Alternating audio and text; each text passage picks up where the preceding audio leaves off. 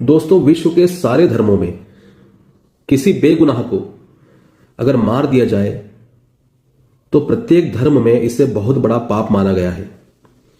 इंसान के लिए इसमें सजाएं लिखी गई हैं और अगर कोई व्यक्ति बेगुनाह व्यक्ति को मारता है तो उसे बहुत बड़ा पापी माना गया है।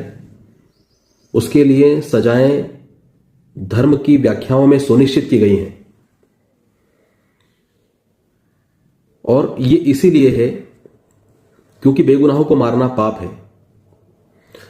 दोस्तों, उसी तरह से क्या बेजुबानों को मारना पाप नहीं है? जिन बेजुबान जीवों को हम मार कर खा रहे हैं अपने स्वाद के लिए, क्या उनको मारना पाप की श्रेणी में नहीं आता है? कई धर्मों में इसे बढ़ा चढ़ाकर इन हत्याओं को जायज ठहराया जाता है अपने स्वाद के लिए, अपनी धार्मिक परंपराओं के लिए। क्या यह सही है? और जिस जीव को हम मार रहे हैं, उसकी हत्या कर रहे हैं, उसे खा रहे हैं, क्या उसका कोई ईश्वर नहीं है? क्या उसका कोई अल्लाह नहीं है जो उसकी अरदास सुनता होगा, जो उसके साथ किए गए कृत्य के लिए उस जीव को न्याय देगा? जिसने उसे मारा और खाया उसे इस गुनाह की सजा देगा? क्या उसका ईश्वर नहीं है?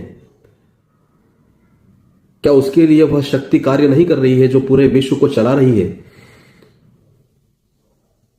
मित्रों, किसी जीव को मारकर खाना अपने स्वाद के लिए यह बहुत बड़ा अपराध है, बहुत बड़ा पाप है और मुझे लगता है कि आपके आने वाले जन्मों में यह आपको भयावह यातनाएं देगा। उस ईश्वर के दरबार में आप जब स्वर्ग में, जन्नत में कहां भी जाएंगे तो आप उन यातनाओं का शिकार जरूर होंगे, क्योंकि जो आपने किया है वो आपको मिलेगा। ईश्वर ने इस पृथ्वी पर, इस दुनिया में इंसानों के खाने के लिए बहुत सारे प्रबंध किए हैं।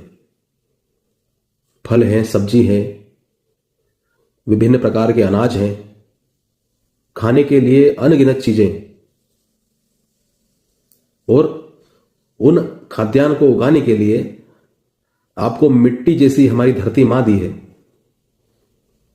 जो अनगिनत अनाज पैदा करती हैं, अनगिनत चीजें आपके खाने के लिए पैदा करती हैं, और वो आपके लिए ही ईश्वर के द्वारा दिया गया एक वरदान है, ताकि आप लोग किसी जानवर को मारकर ना खाएं, किसी जीव पर दया करें। लेकिन हम देखते हैं कि विश्व में धड़ल्ले से